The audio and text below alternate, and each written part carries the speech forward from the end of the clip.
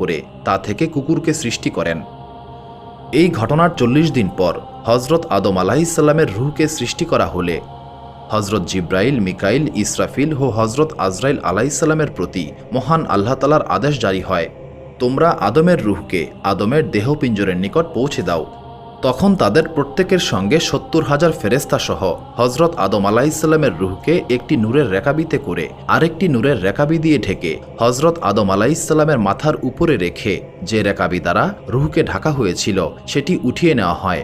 কিভাবে হজরত আদম আলাইহিসসালামের রূহ দেহ পিঞ্জরে প্রবেশ করে তা দেখার জন্য সপ্ত আসমানে অবস্থিত সকল ফেরেশতারা এসে হাজির হয়।